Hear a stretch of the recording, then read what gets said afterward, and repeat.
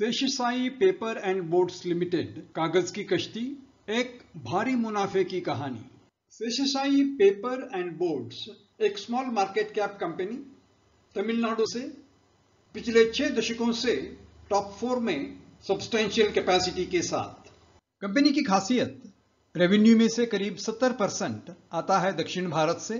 Company export करती है US और मिडिल ईस्ट को करीब 16% ऑफ क्वांटिटी सोल्ड।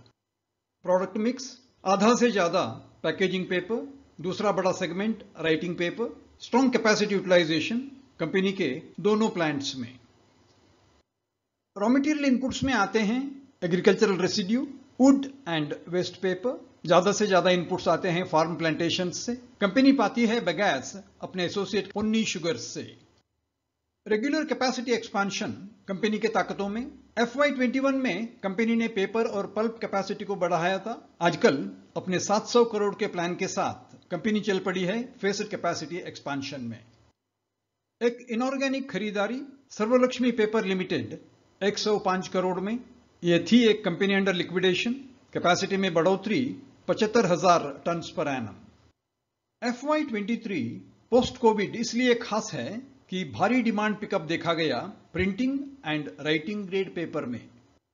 खासकर पिछले 4 क्वार्टर्स में रेवेन्यू में सिग्निफिकेंट ग्रोथ। Q1 में 97% growth, Q2 57, substantial growth Q3 में।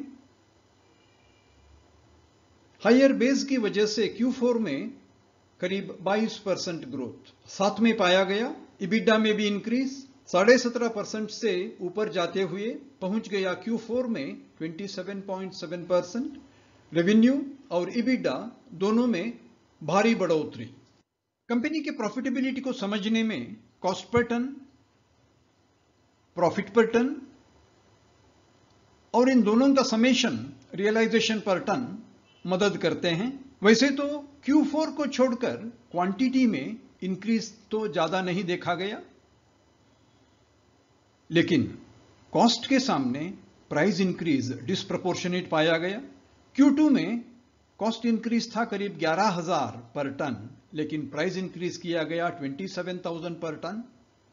Q3 ने तो हद कर दी, 9,000 कॉस्ट इंक्रीज लेकिन प्राइस इंक्रीज 31,000 पर टन। वही सिलसिला चला Q4 में। कंपटीशन कमीशन के सामने इश्यूज आ गए कि कार्टेलाइज्ड प्राइसिंग किया गया है पेपर इंडस्ट्रीज में। एक चीज तो बिल्कुल साफ, ऐसे प्रॉफिट्स रिपीट नहीं होते हैं क्योंकि ये रहे हैं विंडफॉल गेन्स। कंपनी के ऑपरेशंस स्ट्रॉन्ग जनरेशन दे रहे हैं। अंडर कंट्रोल रहा है वर्किंग कैपिटल मूवमेंट। कंपनी का fixed assets program regular and continuous. Overall strong operational surplus, हर साल साइजेबल। साथ में कैपिटल एक्सपेंडिचर प्रोग्राम। कंपनी की असली ताकत strong free cash flow. Company की रिटर्न्स रेशियोज में प्रमुख पे आउट और स्ट्रॉन्ग यील्ड ऑफ 2.3% और return on capital employed very impressive 29%। Asset funding में खासियत, नॉन करंट एसेट्स तो हर साल बढ़ते हुए साथ ले चलते हैं बढ़ते हुए करंट एसेट्स, दोनों मिलके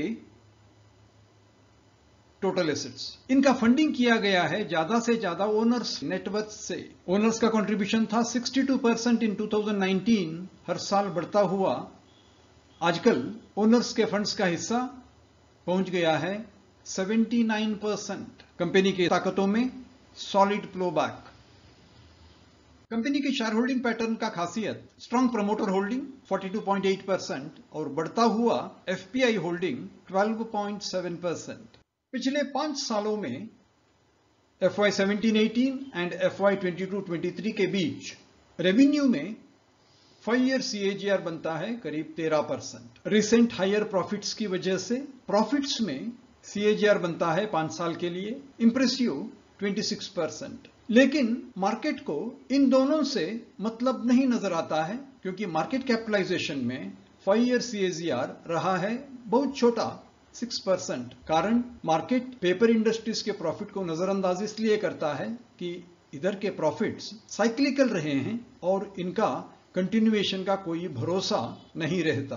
पेपर इंडस्ट्री के प्रोस्पेक्ट्स में ई कॉमर्स और ban on single use plastic का बहुत बड़ा हाथ, फॉरेन एक्सचेंज रिस्क ज्यादा पल्प और कोल इंपोर्ट में, चाइना सप्लाईज हमेशा रहते हैं एक बड़ा खतरा।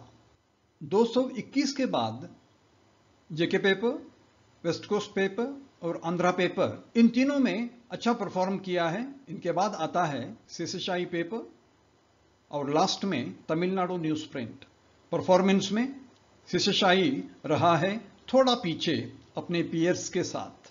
डेली चार्ट पर पिछले 12 महीनों में लो जून में 160, अक्टूबर में 52 वीक हाई 348, आजकल का प्राइस 270 बनता है। Fibonacci retracement level 60%, current price 52 week high से रखता है, डिस्काउंट ऑफ 22.5%, कुछ खास नहीं नजर आता है। कंपनी के डेली चार्ट में नजर आता है अराउंड ₹292 एक कप एंड हैंडल पैटर्न की संभावना।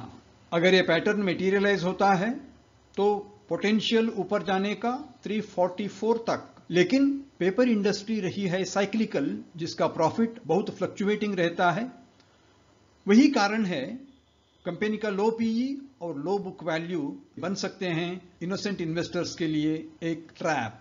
स्ट्रॉन्ग कैपेसिटी और यूटिलाइजेशन, रेगुलर एक्सपेंशन ऑर्गेनिक और inorganic, strong flow back of equity company के ताकतों में। पेपर इंडस्ट्री रही है साइक्लिकल, इसका profits uncertain and fluctuating. Import of coal inputs और चाइना पेपर बन सकता है खतरा। आशा करते हैं सीसीशाई पेपर और बोर्ड्स पर इस प्रस्तुति आपको पसंद आई होगी। मैं हूं Vitthal Prabhu, stock learning simplified weekly video के साथ। ऐसे ही इंफॉर्मेटिव वीडियोस आप पा सकते हैं हमारे इन्फो कार्ड पर @स्टॉक लर्निंग सिंप्लीफाइड। हमें इंतजार रहेगा आपके लाइक्स, शेयर्स और कमेंट्स का। अगर आप इस चैनल के लिए नए हैं तो कृपया सब्सक्राइब करें और प्रेस करें बेल आइकॉन, ताकि हमारे आने वाले वीडियोस के इंटीमेशन आप तक टाइम पे पहुंचे। आपके वैल्यूएबल टाइम और काइंड सपोर्ट के लिए बहुत बहुत धन्यवाद। इस वीडियो का पर्पस सिर्फ इंफॉर्मेशन, एजुकेशन और अवेयरनेस है। इसका किसी सॉलिसिटेशन और रिकमेंडेशन टू बाय, सेल और होल्ड सिक्योरिटी से संबंध नहीं है। आपके जरूरत के मुताबिक कॉम्पिटेंट प्रोफेशनल एडवाइस हमेशा ले लें।